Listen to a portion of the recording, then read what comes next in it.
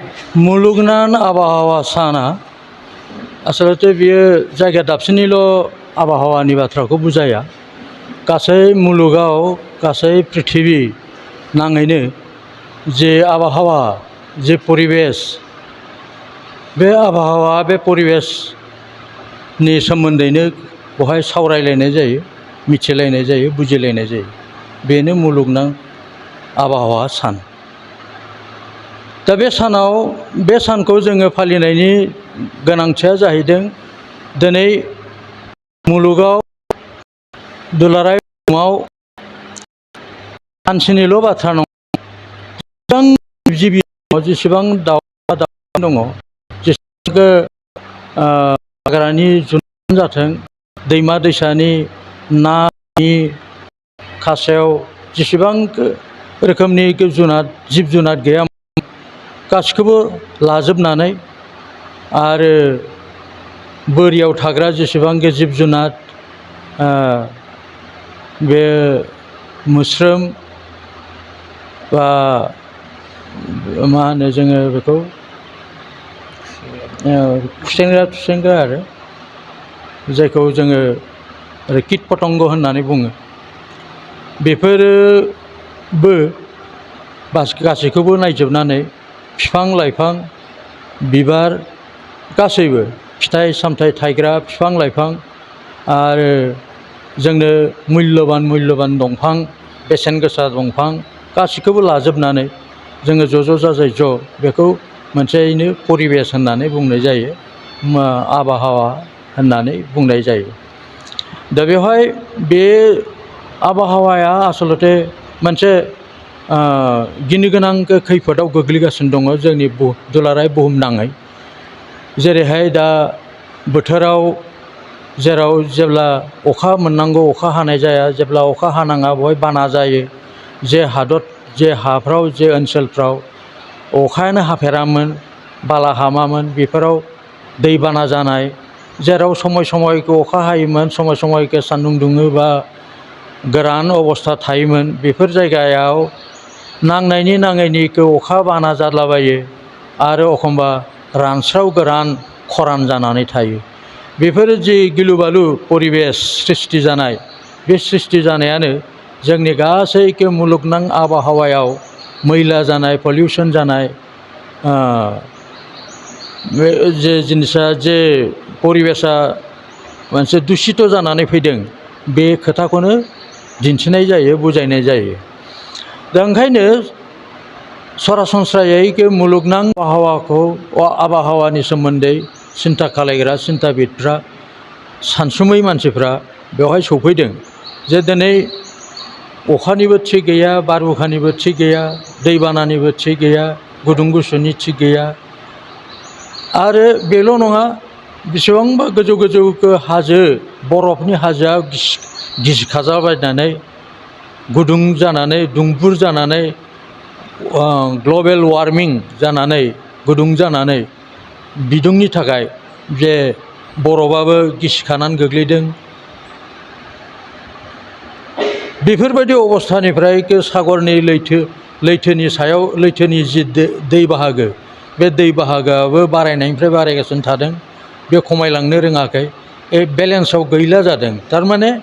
बिनि गासै सोदोबथियानो जाहैबाय रावबो बेलेन्सआव गैला।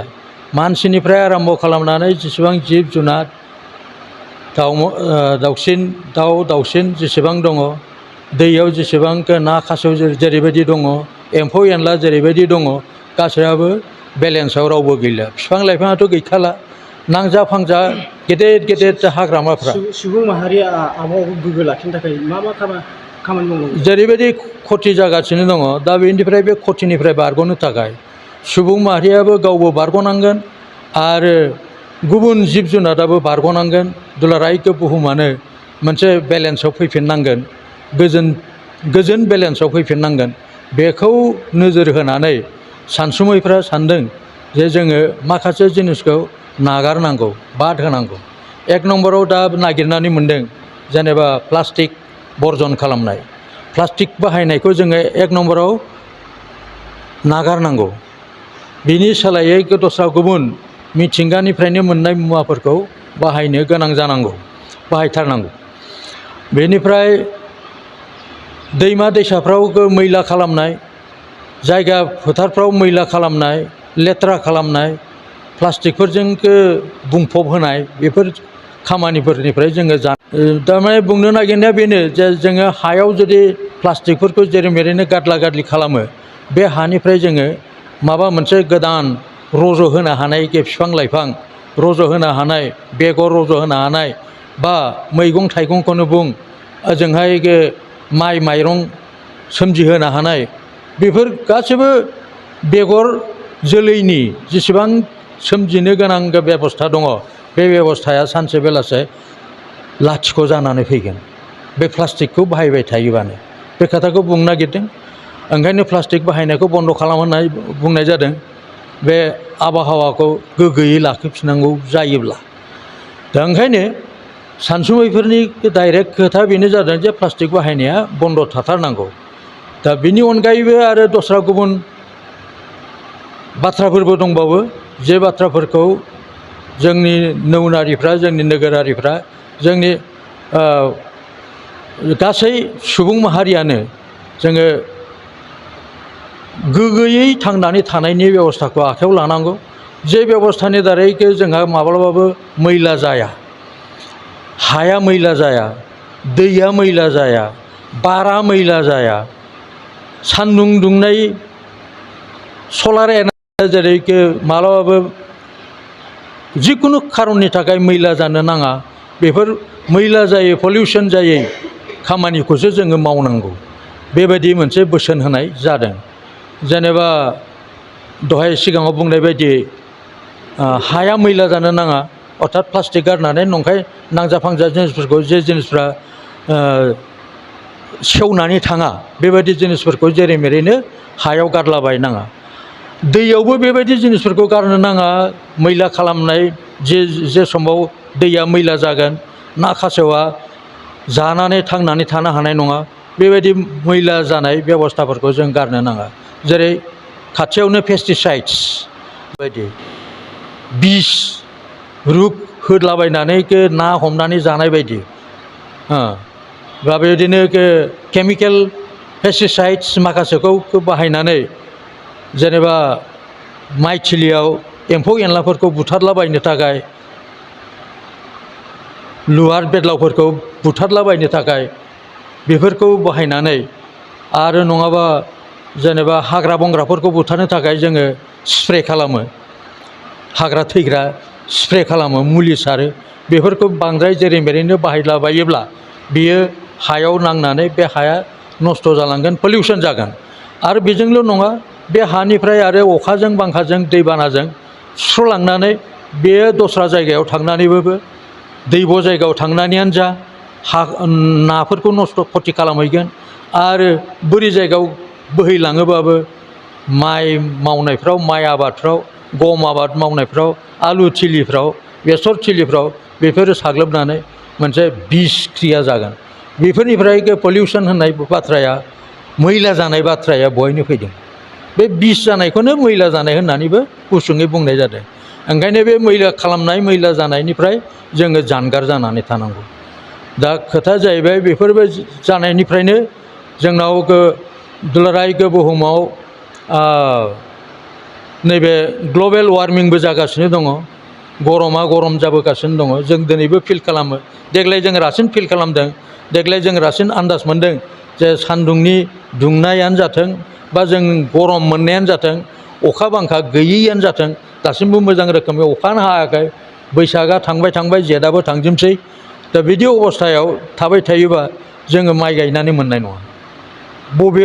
हायाव माबोरै माइ गायनानै बबे माइखौ जोङो उनाव हानानै मोननो फालाय? बे समस्याया देग्लायनो जागोन, नोंसोर नायबायल' था। नै अखाया जुदि नैबे सप्तानि गेजेराव फैलाब्ला, होमबानो बुजिदो माइ गायनांगौनि समस्यायाबो गिलु बालु जानानै फैगोन। बे गासैबो ग्लबेल वार्मिंआव जानानै फैदों। ग्लबेल वार्मिंआ जादों बिफां लाइफां जोबस्रांनायनि थाखाय। दिनै जोङो मानो बिफां गायदों? जाहाथे प्रत्येक सुबुङानो, साफ्रोमबो मानसियानो जाहाथे फांफा फांफा बिफांखौ गायनानै ग्रिनारि खालामफिननो हायो। सोमखोर, गोथां सोमखोर मुलुग खालामनानै दोननो हायो अब्लासो जोङो अखाखौ लिंहरनो हागोन अब्लासो अखाया फैगोन अब्लासो बारहावायाबो अखाखौ लिंनानै लाबोनायनि मोनसे परिबेसखौ लाबोनो हागोन बियो नङाबा बेबो हाया दा ओंखायनो मोनसेया मोनसेनि सायाव सोनारलायनानैसो जोङो परिबेसखौ दानानै दोननो हायो जोङो बारहावाखौ बारहावा नङा बारहावाजों लोगोसे आबहावाखौ जोङो थिग खालामनानै दोननो हायो जथायनानै दोननो हायो ओंखायनो बे आबहावाखौ थिग खालामनांगौबा जोङो मोनसेनि उनाव गुबुन बेनि सायावखौ जोङो सोनारहोनानै खामानिफोरखौ सिजिल खालामनानै मावलांनो हानांगौ जायो ओंखायनो जोंनि दा जेसेबां संगठनफोर दङ दिनै नोंसोरो दिनै नुनो मोनबाय स्काउट्स एन्ड गाइड्सआ जोङो बे क'क्राझार डिस्ट्रिक्टखौनो बुंजायो क'क्राझार डिस्ट्रिक्ट स्पर्ट्स गाइड्स बियो scouts guides Hindustan scouts and guides बेखौ जोङो बेवहाय दिनै गायसननायाथ' सिगाङावनो गायसनखादों दिनै जोङो दा बेवहायबो बयबो ज' जानानै बे आफादनि गेजेरजोंनो नैबे प्रग्रामखौ दिनैनि एनभाइरनमेन्ट प्रग्रामखौ जोङो दिनै मावफुंबाय दा मावफुंनानै बिफां गायनायबो जाहैबाय बे बिफां गायनायनि खोथाखौनो ओंथिखौनो आं दहाय खिन्थाखांबाय जों मानो गायनांगौ बिफां दस्राखौ जों मानो खालामाखै बिनि खारनानो जाहैबाय आबहावाया जोंना थिग थानांगौ थेंक इउ गोजोननाय थाबाय 5 জুন তাৰিখে আমি বিশ্ব পৰিৱেশ দিৱস হিচাপে পালন কৰা হয় তে এই বিশ্ব পৰিৱেশ আজি বিশ্বৰ গোটেই পৃথিৱীতে এই আমাৰ এই বিশ্ব পৰিৱেশ দিৱস পালন কৰা হয় এই পৰিৱেশ কিয় লাগে আমাৰ পৰিৱেশৰ ওপৰতে আমাৰ এটা ভাৰসাম্য লুকাই থাকে যে পৃথিৱীখনৰ যিটো ভাৰসাম্য সেইটো লুকাই থাকে আজি আমি বিভিন্ন দেখিবলৈ পাইছোঁ এই ভাৰসাম্য বজাই নথকাৰ কাৰণে পৃথিৱীখনৰ আজি যিটো সমস্যা দেখিবলৈ পাইছোঁ আমাৰ প্ৰথমে গ্লোবেল ৱাৰ্মিঙৰ কথাটো আমি ওলাইছোঁ ফাৰ্ষ্ট বিশেষকৈ আমাৰ ইয়াতে কল কাৰখানাৰ বেছিকৈ হৈ গৈছে কল কাৰখানা হোৱাৰ কাৰণে তাৰ পৰা যিবিলাক ধোঁৱাবিলাক ওলাই যায় ওলাৰ পিছত আমাৰ ওজন স্তৰ যিটো এই ওজন স্তৰৰ যিটো সেইটো বাঢ়ি গৈছে তাৰ কাৰণে আমাৰ কি হৈছে পৃথিৱীখনৰ গৰম যিটো ভাৱ সেইটো হোৱাৰ পিছত আমাৰ যিটো কুমেৰু যিটো সেই অঞ্চলৰ হিম যিটো আহিছে সেইটো লাহে লাহে পানী হ'বলৈ ধৰিছে হোৱাৰ ফলত এতিয়া আমাৰ সাগৰৰ পানী উফন্দি উঠিছে উঠাৰ ফলত এতিয়া চুনামিৰ নিচিনা ভয়াৱহ এটা সৃষ্টি হৈছে আজি এই চুনামিয়ে হওক আজি আমি দেখিছোঁ সাগৰৰ চুনামি কিন্তু মানুহৰ যে এটা গৰম মানুহৰ যিটো সেই আছে আমাৰ যে গছ নথকাৰ ফলত যিটো আমাৰ গছ ডাঙৰ যিটো আমাৰ অসমখন হ'ল আজি যিটো আমাৰ নৰ্থ ইষ্টৰ ভিতৰত আমি ভাবোঁ আমাৰ মৌচুমী অঞ্চলৰ ইয়াত 200 পৰা 300 চেণ্টিমিটাৰলৈকে আমাৰ ইয়াতে বৰষুণ হয় সেই বস্তুটো আমাৰ নাইকিয়া হৈছে আৰু বৰষুণৰ যিটো মাত্ৰা যিটো আছিল সেইটো ভাৰসাম্য নোহোৱা হৈছে আমি ভাবিছোঁ যোৱাবাৰ দেখিছোঁ ইয়াতে বৰষুণ আহিব কৈ আছে কিন্তু বৰষুণ নাই ইয়াতে কাৰণটো কি হৈছে আমাৰ গছ ডাঙৰ গছ যিটো ডাঙৰ গছ নথকাৰ ফলত আজি কোকৰাঝাৰৰ যিটো আমাৰ এছিয়া মহাদেশৰ ভিতৰত এটা বিৰাট ডাঙৰ হল্টুগাঁও ৰেঞ্জ আছে আৰু কচুগাঁও ৰেঞ্জ আছে এই ৰেঞ্জত ডাঙৰ গছ আছিল এটা সময়ত এই আমাৰ দেৱৰগাঁৱৰ পৰা আপ টু উল্টাপানীলৈকে বহুত আছিল আমাৰ গছবিলাক আছিল ডাঙৰ গছ আছিল একেবাৰে দিনৰ ভাগতে যোৱা নগৈছিল কিন্তু আজি একেবাৰে হেৰেঙা হৈ গৈছে গছ নাইকিয়া হৈছে কিছু দূৰৰ পৰা মানুহবিলাক আহি আমাৰ কিছু মানুহক লোভ দেখুৱাই আমাৰ সমাজৰ মানুহবিলাকক লোভ দেখাইছে যে তোমালোকে গছটো কাটি লৈ আহা তাৰপিছত মই তোমালোকক দাম দিম এই যাৰ ফলত আমাৰ কিছুমানে মুনাফা লুটি আমাৰ এই বস্তুবিলাক আমাৰ সম্পত্তিবিলাক বাহিৰত গুচি গৈছে যাৰ ফলত আজি আমি কিমান কষ্ট ভোগ কৰি আছোঁ আজি আমাৰ শাল সেগুন